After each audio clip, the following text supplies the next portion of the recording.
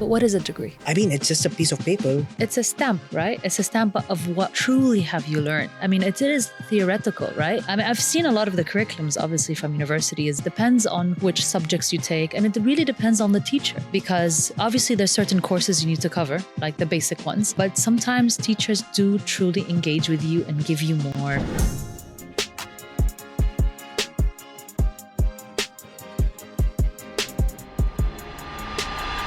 Creating podcasts is more than just recording your voice. It's about crafting a message, telling a story, and connecting with an audience. But the path to success isn't always clear. For many, the journey is filled with questions and uncertainty. Introducing Pod Heroes, the world's first podcast expert marketplace.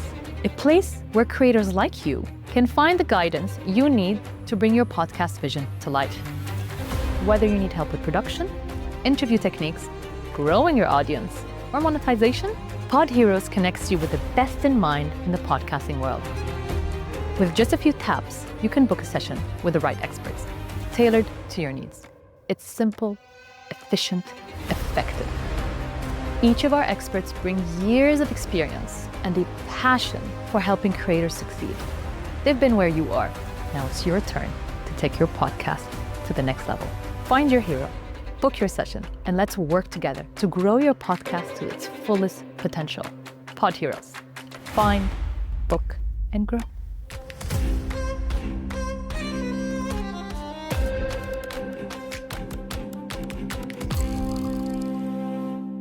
Hi, everybody. Welcome to the Diaries podcast. Today, we have an amazing guest with us. Her name is Lama. She's the host of Unicorn Bil Arabi Podcast. I will never get that name correctly, but that is not just the one thing Lama's doing. She's done a lot of things. There's a lot of interesting announcements today, and we're very excited to get talking to her. Hi, Lama. How are you doing? I'm great. How are you guys? Sleep deprived. I realize you guys look a bit. No, I'm not saying you look good, but I mean, you're. Even if you said I don't, it's Okay, fine. no, I'm fine with that because I know for a fact that I could use like 10 hours of sleep. Okay, and probably coffee. I had too many already. All right. Yeah, I've crossed my threshold of how much coffee I can drink without crashing completely. Well, thank you for having me, guys. You're welcome. Thank you for coming, Lama. I wanted to start with just saying that I'm a huge fan of your initiative with the Young Coders Academy. And I just wanted to say that's an amazing initiative that you have. Can you walk us through what got you started on that? So I've been someone who's very, let's say, intrigued. And I think when I got into university, I wanted to change the world. You know, I had this vision of like, how am I gonna liberate poverty, or how am I gonna solve world hunger, or, you know, all these big things that I'm like, I'm gonna go join the United Nations and go into politics. And I got in and I did political science and international affairs with a minor in economics, and loved it, right? And I realized, obviously, I studied all those laws. I realized, no. There's not much justice in the world. It's cute. And it's nice to think that, you know, we all follow this kind of philosophy that, you know, there is justice and, you know, the good will win. But it's a sad reality that it's not. And I still like to believe. I wish I could believe that, but the world is not. And it's the strong that wins. And then it's the way of life, you know, animal kingdom, you know, it's the strong that's going to win. It's the law of the jungle. Yeah. And it will forever be like that. And then I became that realist, right? And so I was like, all right, if I'm not going to change the world and, you know, do that, what am I going to do? So I ventured into different things in terms of my career. But at one point, one of my university friends told me, Lama, I'd love to do a digital branding agency with you. Mm-hmm. And she's Moroccan, and she had also her footprint in the US. So we had basically set up London, Morocco, San Francisco, Beirut, and we were working with all these different tech companies and building applications. And at one point I realized when I got to technical interviews with our clients, I didn't really know what they were talking about. And that just totally like got me off guard. Like, what do you mean? Like, I don't know, how long the sprint is going to be, or maybe the coding language that we're going to code with. And that's when I ventured into, I told Samia, shout out to Samia, love you. I told her, listen, I'm going to step out. And I then went and studied full stack web development. So I took a boot camp. Okay. And it was like 3 months? It was like 9 a.m. to like 7 p.m. Daily. It was intense, but came out of it as a full stack web developer. And I was like, okay, this feels so good, but is there a way where I could maybe simplify this curriculum? So at the time I was in Germany, I was fortunate enough to meet Weston Hawkins, who basically is he founded, do you remember Couchsurfing? Mm-hmm. Do you know the app? Yeah. So he's the founder. He's based out of Berlin. And I was able to open basically the chapter called Aschaffenburg, which is like a little city outside of Frankfurt. And that's when we taught refugees how to code. And so it was adults. It was this bulk of a curriculum. We were trying to simplify. We did it in English. We did it in Arabic. We did it in German. And also personal reasons, I came back to Lebanon and I enjoyed the curriculum. I enjoyed how it could lift people completely from being refugees to starting to earn money just after 3 months. Basically, I made a mission that I wanted to teach every child in Lebanon how to code. And so came up with a much simpler curriculum from KG to grade 12. I had 5 locations in Lebanon. I dumped down the curriculum to the point I went to the Ministry of Education and said, here you go. Here's the curriculum. It's for free. Please use it. And so now we have 5 public schools that are using the curriculum. So that's honestly the most beautiful story I've heard. And when I was reading it, I'm like, this is so inspirational. And I have to bring this up on the podcast. And it has to be the first question that we ask. I think what I wanted to ask is, how do you see it growing any further? Do you think it can be used in a much broader perspective as well? The curriculum? Yeah. Look, it's tricky with the curriculum because the trend of all of us knowing how to code, I mean, it's definitely is one of the most important languages that we need to have. But with AI that's currently happening, it's a bit shifted. So I would even have to go back to the curriculum and reshift it. It's no longer actually knowing the code anymore.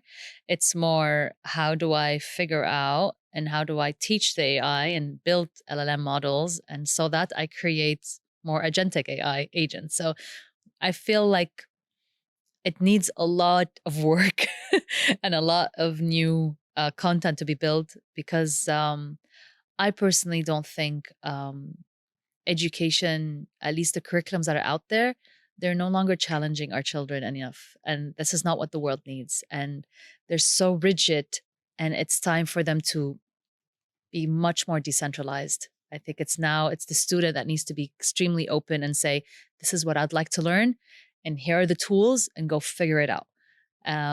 It needs to be problem solving students rather than we have to cover this, we have to cover that. We no longer need to know things. I feel like knowledge it's no longer need to be memorized. It now needs to be like, it's out there. Now you need to learn how to actually bring it out. And that's the key to it. So that's a very interesting take. But at what age would you say that I would want to give control to the child completely? Because from my perspective, when I think about it, I would say that up until a certain age, they still need to know what to learn. Like, let's say when it comes to what are the countries in the world, like these are things that should be taught to them. And then, like, let's say up until grade 1 should be taught. And then after that, feel free to explore, because by then you have a solid foundation and then you can start developing based on your interest. Or is that something that you don't agree with? Honestly, I mean, I feel it's subjective. It is, yeah.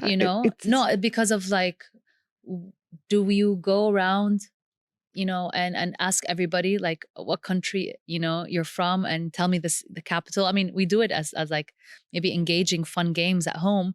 But is it really a required knowledge? I'm not so sure. It's just that I feel like this future kind of wearable AI, where on your glasses right now, you could literally have the answers of any questions you have. It's more how do I make my life maybe fuller, right? How do I solve proper problems? How do I figure out how things work? And this is what I'd rather see schools do. I'd rather get them a toothbrush, right? And how is this made? Or toothpaste or shampoo or everything that is every day done. And for the children to actually see how they are made, I'd rather see that. And again, it's not just a theoretical thing for you, right? It's also a practical thing because you have a child who's going to school, right?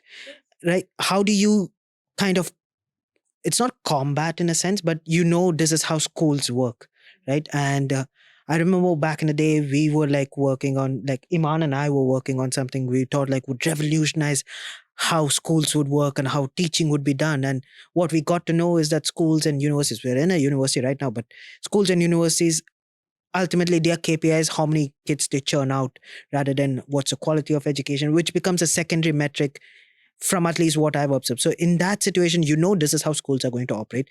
This is the curriculum, this is the syllabus.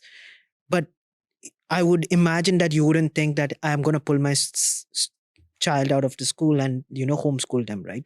How do you combat or how do you make up for the fact that it is a rigid education system? So the way it is how I approach my son, right? It's not like, you need to have straight A's and everything. Bless him, he's doing really well, but it's not my main focus. So I'm more like schooling and university for me is networking.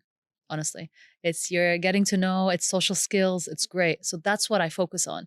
And beautifully, because we've given him that freedom, him and his two other classmates and really good friends, they just started their own company, right? They built their own website. They're selling like these RC planes, and it's like without us even saying anything, they went and built it, figured it out on their own. It's not something taught at school, but it was their curiosity, it's their passion, and they just brought it together. So for me, they solved a problem.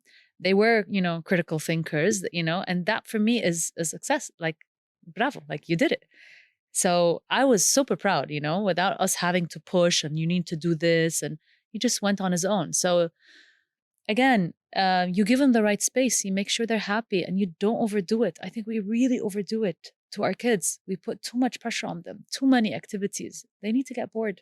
Kids have to go back to getting bored. We need to get bored. We need to step out of our phones and step out of these laptops and figure out that, life is simpler than this, So it's more of a, like, I understand that I wish I could change these things, but it's also a choice. University is a choice for him. We have a fund for my son that when he turns 18, he gets to choose whether he does something with that money or he spends it on university. It's because I come from that, I wouldn't say it's a realist, probably a nihilistic view that things are probably not going to change and it is what is set in stone is set in stone, right? And I remember back when I was in school, like, you go to school at like 6 a.m, you get in the bus, that's 2-hour bus ride for a school that's technically 15 minutes away, goes all around Dubai, picks you up, drops you at school at like 8. You do school till 1, and like towards the higher grades you do extra classes, so you're there till 4. Immediately after 4, tutoring for different classes, and it's just like that rapid cycle. And then I go back home in India and I see my cousins putting more effort and more grades and more this and more that. And what I've noticed is everybody kind of gets into that stagnant part, and like, when they made enough money and they figured out their life, and then they start having like the midlife crisis. What am I doing with my life? Then they go buy a yacht, and it spirals down. Wow. They bought a yacht. Okay. I've had friends who bought a yacht, then they didn't know the parking cost more than the yacht. I didn't know that. Yeah, and then they sold a yacht. It was a funny story. But that's where the problem comes in, right? Like everybody's rigidly doing this process step by step, A, step B, step C, step D. And in your case, your son, right? He's lucky enough to go out there, be inquisitive, build something, learn out of curiosity. But I would imagine there's a good chunk of population who are not that inquisitive, right? That's naturally not that inquisitive, maybe not as curious. What do we do with those kids then, right? I think it's more about it's not the kids. I think it's more an approach to the parents. And I covered this in my last podcast. It's this over obsession of degrees and university degrees. And I know we are in a university right now, but when the ecosystem, at least especially the tech ecosystem, and certain fields, they no longer need degrees for you to get in. I mean, the last company I worked with, one of them was Podio, and Podio's founder Stefano Feleha stepped out from AUB and founded Podio, right? And right now they've closed Series A and they're growing. They're doing really well. So does it mean that he had to have a degree for him to be a successful founder? No. Again, if you have a problem you can solve and you can get out even earlier, then amazing. So it's just that conviction and that pressure that, parents probably get, which is societal. Like, oh, your son dropped off or your daughter dropped off. What do you mean they're not going to have a degree? So that I feel, especially in the workplace and with people I work for, we no longer look for degrees. I don't care where you studied. I couldn't care. I don't care if you didn't study at all. But, let's say, what is the GitHub, accounts? What programs have you built? That becomes your LinkedIn. That becomes your CV in the tech industry, So it just differs on different industries. Obviously, if you're in medical, you need to, I wouldn't want to be with a doctor maybe because in medicine, it's not just, it's a lot. We're sitting with a doctor and he's just from his brain, he's, looking at how you are, you never truly see a doctor who's like, okay, what's wrong with you? And like putting things in, right? To figure out, use different tools, but maybe that's the future. So that kind of like the university degree is a great question, right? Like, because I've had a thought about it, like day by day, what we think about how, hey, did we learn enough in university? Again, I'm in my alma mater. When I think about, did I learn enough in university? And the answer that I always revolve to is no.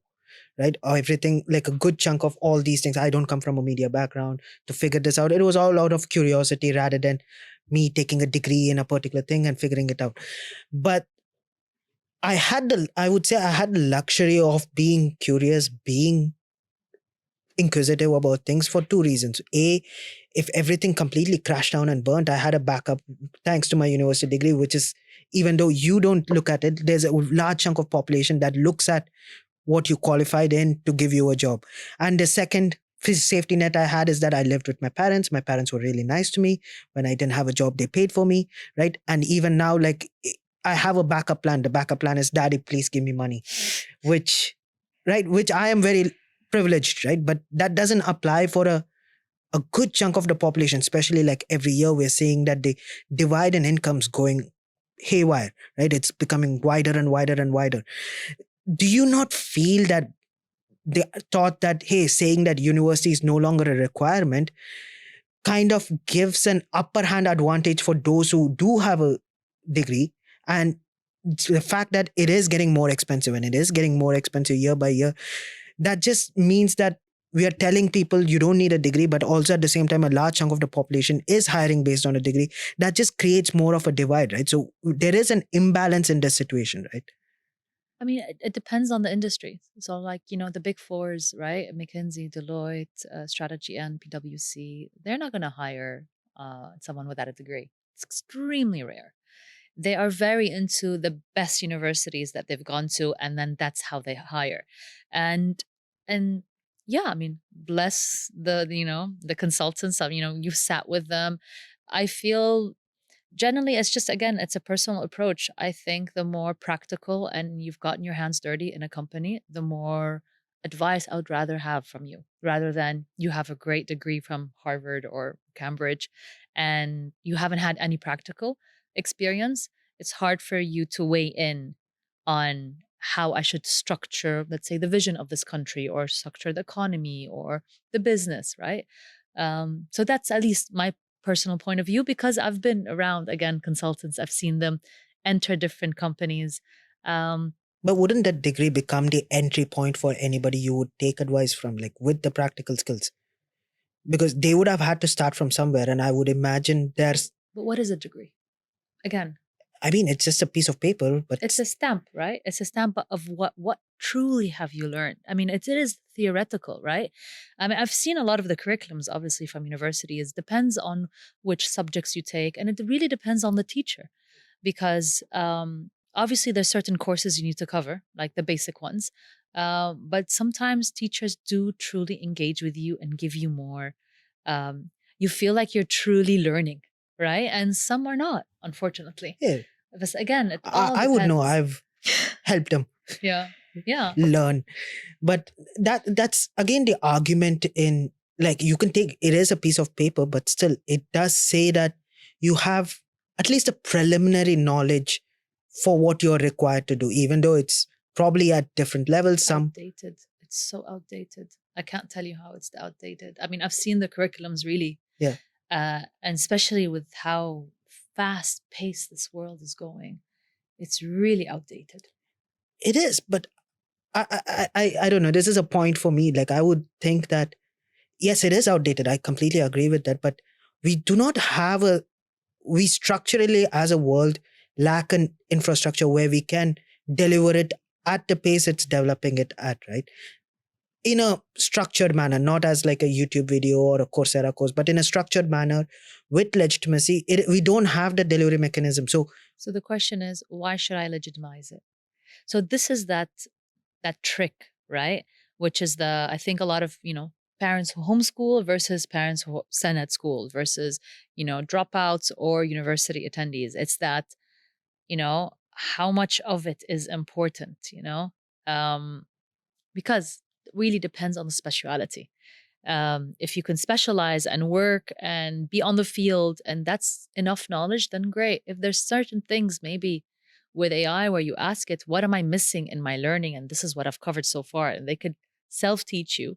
I feel like now, with the Replit, right? You can create your own, let's say tutor mm, from your phone in 5 minutes for free. It's a joke, right? And yeah, so it's very hard for university degrees to compete. So what they're competing is, and why they're still here, is because that share of legitimacy. legitimate, no, basically because of that fear of change. Mm. And we as humans, we're so scared of letting that go. And so we still need authority, So, oh, there's an authority. I need to respect that. So that's the psyche we're kind of working with for us to really respect these institutions. I mean, again, personal point. That's at least how I think. No, that's a completely fair way to think about it, right? Because yes, the technology is beautiful, right? Like what you can do with AI and things. The other day we were at the event and seeing Notebook LLM and like how it just doesn't create voice, but you can also tune in and talk to it along with it. It is fascinating, but it ultimately comes to what you have access to as resources, right? So somebody in Dubai have high speed internet, have the money to live here, have the ability to go on YouTube, test out these things. They have the time to come back home and try these things. But the closest example I can think of is in India. Like a wide chunk of the population don't even have access to a laptop. They have a very dodgy phone, which is now thankfully it's at least a bare minimum, but they don't have a laptop. I know schools in India that are teaching IT courses without a computer, which fascinates me. My aunt is a computer teacher, and she's like, these kids don't have computers. I don't know how to teach them programming because these kids don't have access to computers. And if you look at that and we say that, yes, the authority or that authority is important or not, we come to a point where these kids who do not have access to resources, they do, that authority serves that purpose to train them. And even though it is outdated, that it serves a very wide economic and societal role, right? So can we really get rid of it? Yeah, I still think you can still get rid of it because, again, I think we're moving too much into this individualistic society. And so we really need to take care of our communities. And so it is our job, right, as part of the community to bring back and educate, right? So it is, I don't see it as always leaning on the Ministry of Education to make sure that they've provided these things, whereas you can do them at home. I mean, COVID hit. When COVID hit, everybody was homeschooled, right? And so how did that go? Certain things were definitely, I definitely saw the social skills deter from Yeah. a lot of these kids. My that brother, went for through. example, he went back to school, forgot how to socialize, communicate. It took him a while to get back into tune. Yeah. So there's definitely benefit from community gatherings, and I don't say that should not happen. It's just the striving for grading systems and striving for putting everybody on the same. It just doesn't work anymore, and we don't, as parents, we don't. If parents tell me like, "Oh, your son has gotten this and he needs to push himself," and I'm like, if that subject is not for him, I'm not going to push him. That's not that he's not interested in it, and I'm not going to force my child to be interested in a subject he just isn't interested in. Why? What's the point? Why are we over stressing? So it's just different courses are for different students, and I wish we had more of a hybrid model where a child, even from a young age, can be like, you know what, science is not for me. Maybe arts is more for me, or maybe arts is not for me. I'd rather do double science, right? It's too rigid right now. I have a contention point for that as well, because I'm sorry, this is just becoming a back and forth between me. She forgot to speak. Last No, contention. but I'm very much with you with what you've said. It's just that when I think about it, and I agree with him, is that I can see where my parents are coming from, and they see this as my safety net. Like, should I lose everything tomorrow? I still have a degree and I can get a job, because that's the requirement that I know we say that we need to change, but shouldn't the change come from the industries first, where they The start? industry has changed. That's what I'm trying to say. I refuse to believe even that. when I was with Podio, I've gotten so many CVs, and I would sit and I would look at them. I never looked at degrees. But what's the percentage of that? Like, How many podios are there in the world? That's the question, right? Like, if I am thinking about, I've spent if you're in the tech world, if you're talking about in the tech world, at least 70% do not care about your degree. If you're in tech, and I'm talking about software development, they will look at your GitHub account. Your GitHub account is literally your CV. What have you pulled and what have you onto the cloud, basically? And you'll look at all the source code of the different applications that you've built. So they look at what you've built. This is the true things. And again, when you want to work for a company or anybody, what are we truly looking for? We're looking for ethics, accountability, someone who actually can engage and probably work in a team. So I highly recommend companies approaching this way, right? It's not from a degree, oh, I trust that he's going to be good.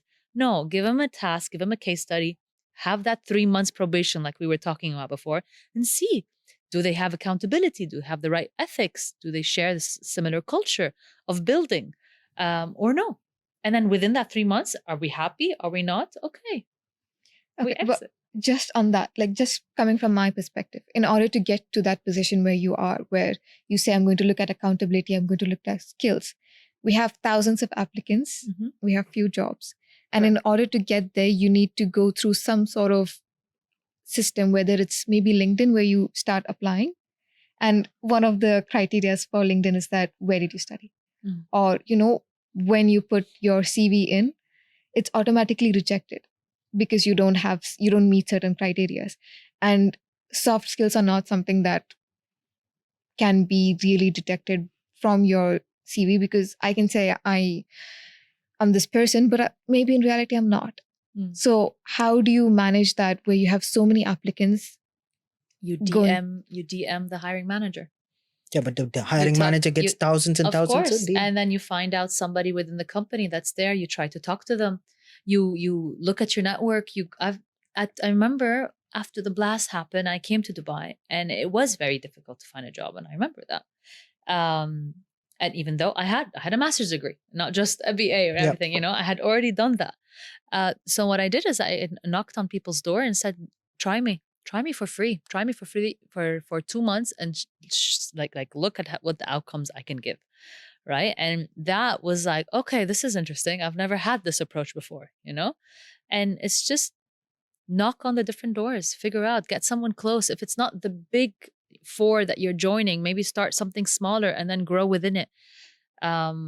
That's again, I'm sorry to be Oh, back I'm and sorry, but you had like the freedom or like you had the safety to say, try me for free for 2 months. But let's say somebody who's has- living hand to mouth, right? Like in that scenario, they don't necessarily have that. Grit economy. You figure it out. Waitressing, teaching online. There's always ways to make money. You know what I mean? Managing somebody else's social media account. Go on Upwork. You know, it's not it's not that I can only make money from a certain job. There's so many ways of diversified incomes that you can become a reseller of a brand that you can get. So don't fixate on this is all I can do. I can only earn from one source. Try to, and it's okay to do different jobs, right? I was lucky enough. I had the mentality that when I was in university, I was blessed that my parents, they covered the degree. But ever since I started earning and when in university I started working, I was paying my parents back. I was trying to cover expenses of the house. I was trying to give back because I was so grateful that they were able to help. But I was like, I make money now. I want to take care of them. And so that, like, try to always keep that fire, right? To be able to always give back. And when you have that fire, that need that you need to take care of somebody else, you'll end up finding different sources of income. You will. And if it might not be from that job, but it could be literally from anything, tutoring, babysitting, Yeah. dog walking. And there's so many things you can make money out of. Reselling clothes, reselling old phones. I agree that since new technology, it's the ways and the channels to make money has expanded drastically, right? Like there's so many ways. It's much quicker to get out there, get to market, do all your things, be more entrepreneur. It's cheaper to become entrepreneurial, right? And which kind of leads me into the next topic is that you do speak to a lot of entrepreneurs on your podcast. What sparked that? What was the starting point for Unicorn Bil Arabi? And you also talk to exclusively Arabic founders? Correct. Yes. So what was that spark? Like what was when you started it, what was the niche you were trying to bridge? I think there was not enough, enough voices that were speaking to Arab founders and that wanted to lift them. I'm the type that people that know me, they know me. I'm an idea matchmaker. Like you come to me with a problem, I'm like, all right, I can put you in touch with this person or you meet with this person. And I find it so thrilling to lift people up. Like it's something that is within my core. I love to bring them up. I love to see them shine. Like it's very rare that I could see somebody in competition. I used to play football professionally. Once when an opponent used to score a goal, I used to go and give her a high five. Like that was a beautiful goal. People are like, what is wrong with you? Like you're supposed to be enraged. I was like, why should I be enraged? That was a beautiful goal. Like that's even that sense of that ugly competitiveness. I don't have it, And so within the episode, within the podcast, so I was approached by one of my students, actually. I did a workshop with In5, a podcasting workshop maybe 3 years ago. I've been doing with them for the past 3 years. He started his own production house called Studio Al Janoub, and he already has 2 podcasts. And he wanted to do the entrepreneurial one, and that was it. We looked at our circle of friends. Who do we know? What are the different industries they're solving? And we brought them. We spoke to them, and wanting to figure out basically what makes them different and what's their road to become a unicorn. So basically the pitch of the podcast, it's a video pitch deck of their company. That's basically what it is. And that's not where it ends, right? You also kind of publish the research, you find out the market sizes and all the data. What was the thought process behind that? Because if I was a company, I'm just thinking of a view that, let's say I'm a founder and I'm a little scared. Like, what I've noticed when I worked with a VC firm is that everybody's so secretive about their information. I don't want to share your pitch deck, all these things. So I'm coming from that mindset. I'm thinking like, hey, this is a great opportunity to get some eyes on my company. But also at the same time, Lama is going to be very inquisitive and very annoying in the sense that she's going to publish all my secrets, right? So do you face that challenge, or do you think that I would imagine it's a very good thing, this visibility, but founders not necessarily, right? So how do you balance what goes out and what doesn't go out? So it's more about what are they comfortable in sharing. So we have that conversation first. No, but I'm curious, and I think it's fun. I love to, again, you could do it through AI, right? And AI can generate my reports, but then that leaves the thrill that I get personally, that I start understanding this industry and understand the key players and who's behind them, what's their valuation, who has invested in them, what exits, and you start learning kind of like a global economy, who is in what. And I feel that's, like you said, that's wealth, right? That's the knowledge that I like all kids to learn on their own, you know? Yeah, so that's And what it is there a was. pitch that really stood out to you, that one that you remember the most? Or maybe the most challenging one? It's tough. I mean, Bankium was very interesting. And it was, they were trying to be the Revolut of the Middle East, right? And the limitations they had. And I know now Revolut is coming. They were invested. There's a huge investment that came from Abu Dhabi as well to Revolut. So now they're coming to the region, probably to compete even with WeoBank right now. And so I think understanding the infrastructure and how these key players are moving was very interesting. It's things I never knew about. The KOC. Know your customer, and how difficult that is to start a digital bank. So yeah, no, I think that was extremely interesting. There's so many. There's Maksam that I was flabbergasted. I was so impressed to see in Arab founders that, the team of OpenAI themselves came all the way to Jordan just to meet the founders. So it's something you're like, yes, I'm so proud. I'm proud of the technology that we're bringing out there. And it's comforting, honestly. It's something I'm very proud of And to do you see. feel like, at least from the people we speak to, startup founders that we bring on, industry experts we bring on, a common thing that they tell us is that the region is not yet mature, like, say, for example, US, right?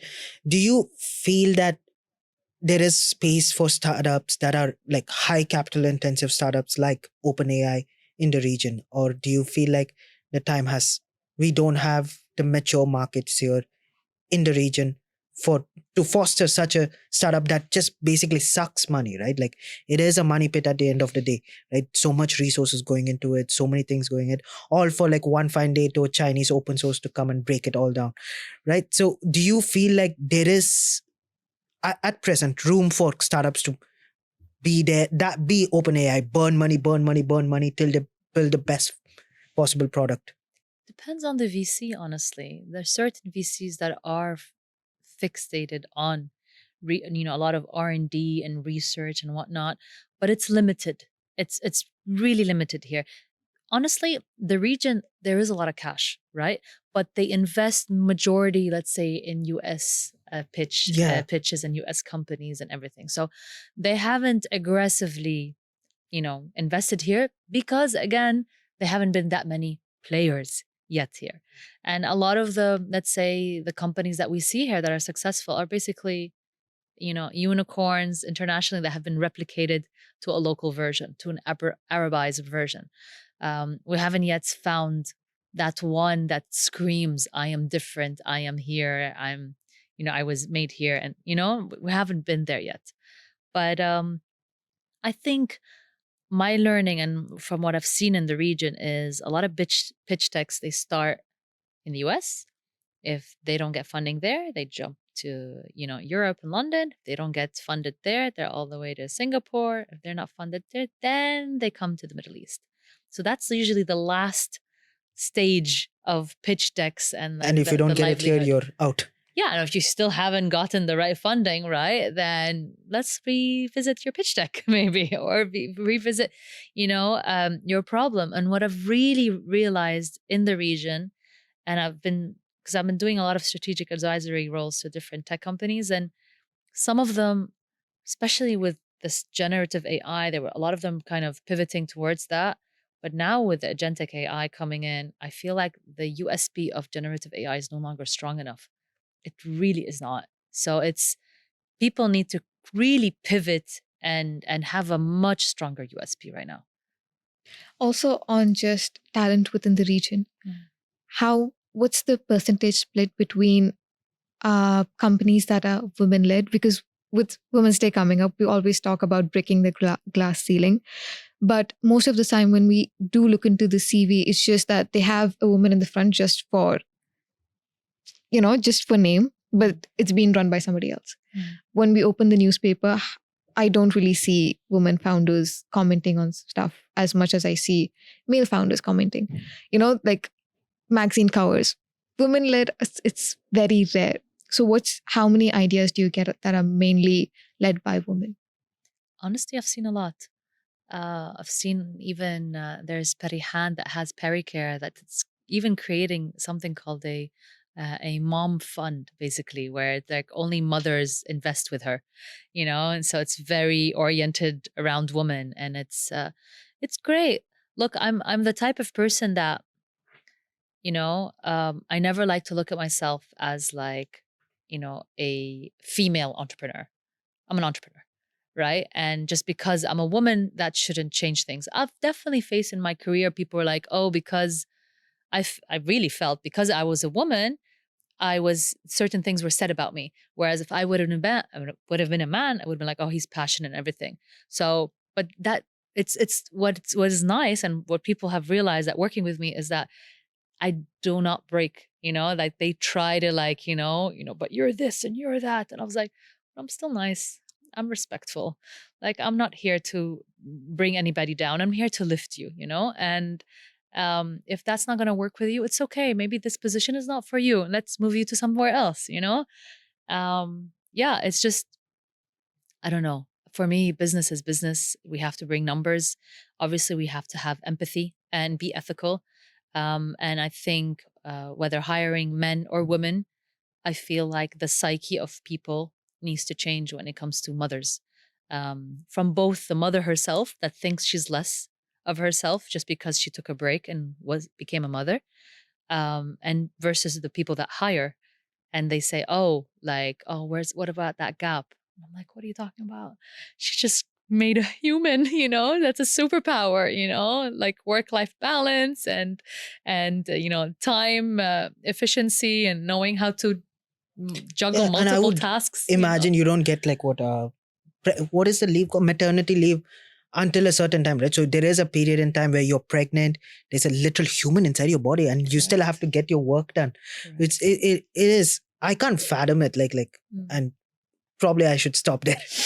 No, it's not there. I think we definitely need to respect and have more empathy in the workplace when it comes to the household, because it could be a father that's going through a tough time because maybe the wife is sick and she's not feeling well and he needs to cover, and versus also the woman. So the more we become communitively, and respectful with one another when it comes to raising families, the healthier we're going to have, a better population, truly, and better companies. Again, I'm very I'm very proud to be a mom, and it's something I never ever say sorry for. I've gone into calls where a child comes in, and the other call, and she's apologizing. I was like, please, what are you apologizing? Yeah, it's a Tend child. to your Like, child. yeah. When you're done, ping me. We have an hour blocked, so when you're done, it's fine. They are part of our lives, and it's a blessing that we're lucky enough to carry on our genes, right? It's something beautiful. So at least for me, I'm someone that encourages it, and I encourage even more inclusiveness of moms within, nurseries, within the house, within workspaces, and like, working from home when you can. So it's just people need to be less putting your thumb into the house, into the apartment, sorry, into the office, like, oh, I arrived. And the next one is just a very personal question, because I really like the way you think, and like I admire it a lot. You were the reason for 1 million in revenue, and you increased your client base by 50%. What was that situation like? How did you deal with such high pressure situations? How do you walk into these situations, when there's like things falling apart? What's just your thinking? I just want to know that. So again, you go back to that like grit that's within you, right? if you know that you are responsible for everybody else's salaries, then you're gonna feel the fire, and you're like, all right, I need to get this done. Right. And again, it's about great collaborations with the right people, sitting with the right person, being persistent, and understanding that certain industries have longer sales cycles, right? And understanding certain clients can close maybe in a week and some can close within 3 months. So that is something I've had to kind of learn. And because it was the early adopter of the market, and that's what Podio was here in the region. So we had to learn truly, even though we had the KPIs, truly, is this attainable or not? Because it's not like we have last year to look at and say, all right, we're going to just push it with a bit of 20%, or 10% push. And then that's the new KPIs. So again, when you're still a startup, just be more reasonable with your spend, right? And just be tighter when it comes to your spending, and then just be more aggressive with and open-minded with the sales cycles. I think that's what's important. You speak so calmly, It's like me on the other hand, I get anxious really fast and like really quick. Yeah. Like, do you ever get anxious? And how do you deal with it? I mean, I feel like you don't get anxious at all. Look, anxiety, I think I'm one of those that leave things to the last minute, and I get it done immediately, but I know I get it done.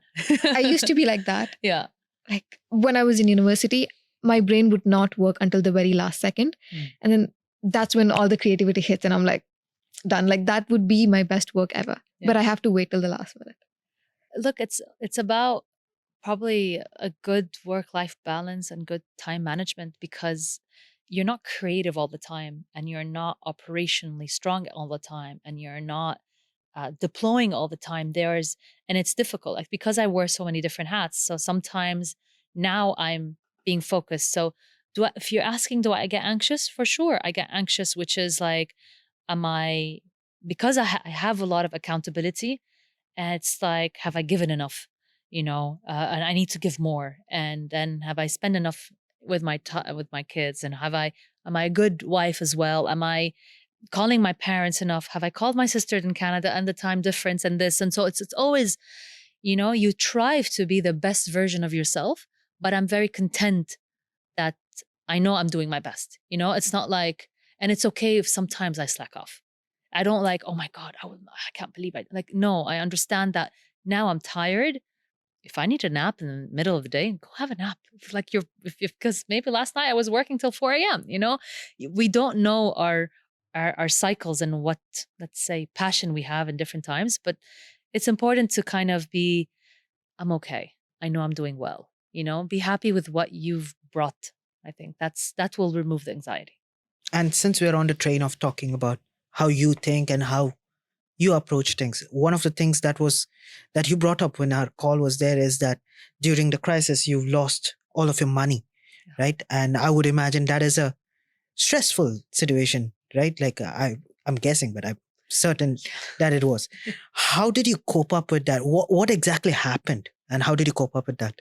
So there was a currency devaluation in Lebanon, and I've put in all my money. I had converted it back then from USD to Lebanese pounds, and I had put it in the savings. And the Lebanese banks were so aggressive with very high interest rates, so it was very lucrative. We're like, all right, I'll put this money in, and I'm like, all right, I'm gonna enjoy some high interest. Should have not done that, but yeah. I lost a lot. I went from being, let's say, a founder mode and not working for people to saying, all right, now I'm not okay because of, the blast affected me definitely. And you had to bootstrap, right? My son was living with me. I immediately said, all right, you're going to go live with your father. And already that can break anyone, to be away from your child. And with the turmoil, you're like, I wasn't fine to go and start another business. So I was like, all right, and I didn't have the funds anymore, right? So that's when I joined Podio, actually.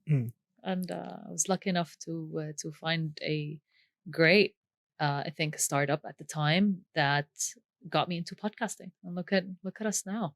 Yeah. And podcasting is a great transition to what I recently learned is not a new title, is that you are considered as the queen of podcasting. Yeah, which I was very, it was new information. I thought it was like a very new thing. And I was like, oh, it's a little bit cocky, yeah. So I would give you the title. I've never had a guest that's so calm, so well spoken. It's very we had inspiring. calm ones, they just didn't speak. We're removing that part off. Well, I have a side note. I've been in, I don't think you guys know this. I didn't share this, but I had a reality TV show in the US. It was shot back in 2008. It was called On the Road in America. And I was season 2, and it aired on NBC One, and it aired in the US on Sundance Channel, and it got like 450 million views. And it was shot over 40 days. You look like an actress, by the way. Thank you. Wait, it's called On the Road in? On the Road in America. Yeah. So I've definitely had a camera in my face for 40 days. And I was like, hi, I'm not going to change. I'm still me, So I understand that. Why does YouTube not have it? I think I understand, let's say, the industry of it and where content goes and where it can live. 7, 8. I'm trying to find it. I'll send it to you guys. Yeah, Don't worry. yeah. Okay, yeah. Sorry, You got curious. excited. You're Yeah. like, oh my God. Yeah, I mean, because So, before every guest, we do like research and we try to like go as much as, find stuff as much as we can so that we can bring it up on the podcast. And I'm like, this was not flagged. Like, I missed it. But that's so interesting. What was that phase like? Like, did you just stumble upon a podcast where you just headhunted? What happened? So Sorry, I said podcast. It's series. Series. So my uncle, actually, Talat Kaptan, absolutely love him so much. He is the founder of Air Hollywood in the US. And Air Hollywood is basically, and every film that is shot in an airplane is shot in his studios. Like he has a monopoly. They're in New York, they're in the US, they're in South Korea. I know they're opening also in Abu Dhabi. So, and he's a producer of several different companies. You can check his IMDb profile. Impressive. And the first company we started together was called Avalon Arabia, where we owned the rights of basically international kind of brands, and we distributed them to airlines. So we did content films to NBC, to to OTP, and also where else? To cinemas as well. so like a licensing sort Exactly. of. We content licensing. So we had some like Class A, Class B content. A lot of the Turkish series that you see on NBC. We were behind it. We dubbed them. A lot of Bollywood movies that were there as well, sold to NBC. I remember sitting and watching a Bollywood movie and crying, not understanding a word. I was like, this is it. This is it. It was the music. It got to me. Let's go. Let's dub it. And then we sell it to NBC. And so that's kind of the way I got in it, because he was trying to shoot a pilot of a cooking show. I remember once. And we had a table, everything was set, and there was like all these different cast members outside.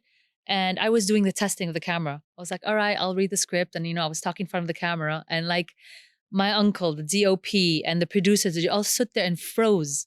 And I was like, what's wrong, guys? They're like, go cancel them. I was like, what do you mean? They're like, you're perfect. Like, we don't need to shoot anybody. Like, you just do the show. Like, what do you mean? I don't know how to cook. I was like 19 at the time. And so the DOP that was there pinged me that, listen, Lama, there's this famous producer and a director coming from the US, from Hollywood to Lebanon, and they're shooting the series. And would you like to come to the cast call? And I was like, sure, I'll come. And we went in, and it's supposed to be a 5-minute thing. I came out after probably 2 hours. It's just like I'm doing now. I just don't stop talking. That's beautiful. Yeah. And I mean, while we are in, so if I'm not wrong, content's not new to you, right? Like if you're saying that's 19. Yeah. I don't know. Is it right to ask how old are you? But I'm Yes. 37. oh, wow, Very okay. proud of my age. Okay.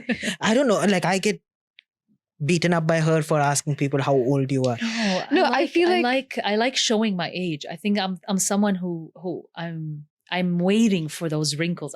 They're probably already there, right? But They're I not. like They're not. They're I don't not. mind them being there. Again, it's that psychology of like it's beautiful to age, so let's all age gracefully, you know? I forgot what my question was. We were talking about Yeah, podcasting. the industry of content. Yes, So the drive. industry of content. So you've been in the industry, Mhm. queen of podcasting. Uh, I've gone to a couple of podcasts you were on. Everybody asks you, how does podcasting work and podcasting this and a lot of tips and tricks and things. So I'm going to leave that aside. We're going to focus on what do you think podcasting is going to look like in the future and what it is currently right now. Because one of the things we talked about is that how the US election was kind of determined by set of podcasts, right? We had Trump who go on like every single podcast, hitting every demographic, even demographics that wouldn't be eligible to vote, right? Like children. But it was just being constantly in camera. And he is a camera person, right? He comes from He that is. show business and real estate mogul, yada, yada, yada, right? And you had Kamala who did one podcast where they paid millions of dollars to recreate the same set, and it barely got any views for a podcast with the potential president of the United States. So we saw like it is clear cut that podcasting had to play a major role in who is the American president. Do you see that trend continuing to the rest of the world? And how do you see podcasting evolve as an art form? Before you answer, I can see where he's going. Mhm. One of his main goals for 2025 is to get Sheikh Mohammed on the podcast. And he's already like putting it out there. And when he said the whole Trump, and I'm like, it just clicked. Yeah. Coming back to you. So I always like, I'm a huge fan of like political podcasts. And one of the podcasts I listen to, but I don't particularly agree with is Pod Save America. Right. And there is a part in me which I want to be the Pod Save America for here. I want to get the policymakers. I want to get the regulators. I want to get them and have a chat with them as the bunch of idiots we are. And like, come from, Not idiots. Come on. it's a selling point. You know? Right. Yeah. In case if I say something I shouldn't, we're just a bunch of idiots. But that is what I like. That is a hope and dream, it will happen. Inshallah. So that's your goal. So that's your target that you're putting a success metric on your podcast. Yeah. So Have that's Sheikh good. Moment on the Yes. podcast. Perfect. Yes. Yeah. Yeah. The cafeteria meals. Love it. But yeah, so how do you see this environment and this art form evolve moving forward? So, look, podcasting is it's personal branding, and if you're a company, you create a podcast to kind of like get a bit more personal with your clientele or your internal team. Let them really get to know a bit of the story, your values, new updates, successful partnerships. Depends on, let's say, every industry, right? Has a different purpose. For people that say who are content creators or consultants or coaches or they offer something different, right? And they kind of fill the gig economy. They go on podcasts to build their brand. Like I started the podcast definitely to put myself out there as, okay, Lama understands the tech world, understands the strategy world, want to be kind of someone who's in that face. And it's authentic. It's real questions, it's good research, it's me going out there. But will the future then be replicated where I actually look at generating an AI clone of myself? And will that be the future where literally I'm no longer there? The cameras are no longer filming me. Is this the future we're going to? Now, I truly have a feeling for certain, let's say maybe corporate level companies, you no longer need to have such a actual person. It could be just a digitalized version of someone, an AI generated. It looks super real. You would never know, right? This is AI. But I feel because of data security and all that censorships and where we're going to, I feel like we're going into that level where we're all going to have these digital clones of ourselves and our clones will post photos and videos and wear different things and consult different things. And I feel like this is where we're going to go. Wouldn't you feel that there is already a lot of companies doing corporate podcasts, right?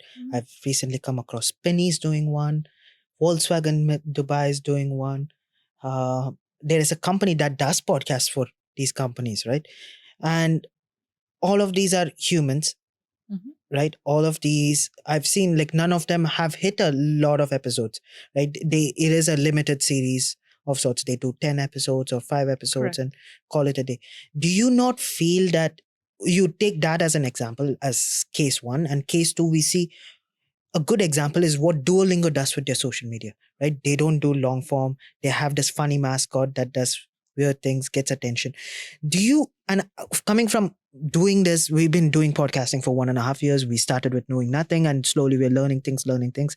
And what we see is that considering how short our attention span has gotten, a content which is personal, doesn't use AI as much, but it is a personal, it is somebody in the mascot doing all these things, garners a lot more eyeballs. It resonates with people. It resonates with the target audience you're trying to get to, versus a monotonous one-person podcast, or that being replicated by an AI, maybe with a lot of flares and things, but it is still a long-form content that is generated by not a human being, but by a machine. Do you feel that the resonation with that sort of a content is much, much, much more better than long-form content? Depends on their why. Everybody has a different why. So, take Strategy and they created a podcast to not just talk about they have an alumni series where they bring in the alumni, and a lot of them are already famous CEOs. And it's a good content that they get to share, not just with their team. It's a good public imaging, right? But it's also good maybe to share to their shareholders and whatnot. Look who we sat with. This is an interesting look what the success they are and where they are. And they're interesting conversations because you don't only have to watch them. Podcast is audio. What we're doing, this is a vodcast, right? So it's in the end of the day, it's competing with millions of videos on YouTube. But an audio is you're actively pressing play on that phone. And it's an engaged listener. It's someone who truly wants to know why and how this brand did X or Y. So I think it depends on different targets. I think if I just one tip, if I would say it, and I've seen it in the different productions we've managed, is even the most famous brands, the second they localized it in Arabic, they got the success. They got 3 times the downloads than if they did a podcast in English. So, do you not feel that there is a saturation of things? no, every brand should have a podcast. A podcast is just another digital arm of your marketing. But you're It just really competing, be right? there. Like, you're competing on different social media platforms. You're competing on this, Competing with who? competing with so many other people doing this. Yeah, but Right. you're covering your niche, right? You're not everybody's going to do society and culture, Correct. right? Yeah. But fair. some people are going to talk about maybe I don't know, data centers, and that's a niche. And then somebody's going to cover there's a veterinarian or cardiovascular disease, and that's a doctor that's talking about that, and then it's focused. It's a hospital that brings in different doctors that talks about it. It's a dentist who talks about different, let's say, treatments and whatnot, and visiting dentist of their clinic. It's again, it's evergreen content, right? Whether you choose to build that for the corporate field, and usually the society and culture are generating, fresh content that are reactive of what's happening currently. And I would think that, like, one part of podcasting that people don't talk about a lot is the technology behind what started podcasting, the RSS mechanism, right? Now we think podcast it's on YouTube and Spotify and yada yada yada, but I feel like a lot of people miss out the fact that it was the OG decentralized content distribution system, right? All you needed was an RSS feed, and that could just feed into any system that can pick up RSS feed. If you register them, Yes, make sure you need to register them. Yeah. So now it's been a lot easier, right? Like, you have Spotify for creators, you have things like Podio, and now even YouTube does the podcast feature, Substack does podcast feature. Every third platform starts doing podcast features. when you started it out, right? And when you were thinking about not just before Unicorn Bil Arab, but also as a content person, as a tech person, can you explain to our audience how impressive the RSS as a technology is? I have no idea what that is. That's kind of the point. So the RSS, think of it, I'll always like to use this analogy. So when you want to buy let's say you want to start a website, where do you go first? On the internet? Great. But which website do you go on, let's say, to get the Link? the domain name, correct? Yeah. So where do you go if you want to buy a domain name? A domain registrar. Yeah, Yes, like all right, GoDaddy. like GoDaddy, right? You'd go to GoDaddy. And usually, let's say you've bought the link and it's an HTTPS, right? And then www.diariespodcast.com, right? Now I need to make sure that this link now exists. It's hosted, right? For me to host it, I need to pay a server fee, right? So yearly server fee for that link to go. Now, do you take this link and go to Google Chrome, Safari, Internet Explorer? Do you register that link there and tell them, hey guys, I have a new website. Check it out. No. No, you don't. So. Yeah. Right? So within podcasting, you get an RSS link. And the second you've pulled it out, you have different apps that are called podcatchers. So Apple is a podcatcher. You don't host with Apple. It catches the RSS feed to be there, right? I've never thought about the logistics behind this. So I've Spotify done the setup. So Spotify was a podcaster until they bought Anchor, and then they rebranded it and became what's it called? Spotify for creators. Spotify for creators. And then obviously Google Podcast is no longer around. They've closed down. But Deezer also is a podcatcher where you don't host with them, but they catch the RSS. So that's basically how they've behaved. The main mother of it all is Apple, right? They came up with the technology. They came up with that system where everybody was, on iPods and listening to audio podcasts. From then on, obviously, Podio, what they've done is you host with them and you click on like a one-click distribution with all the different third-party platforms, but also they go beyond there. They go offline as well. They get you on airlines. They get you on a Kareem car ride where you can tap into the podcast experience. They've done deals with IMO, the messaging app.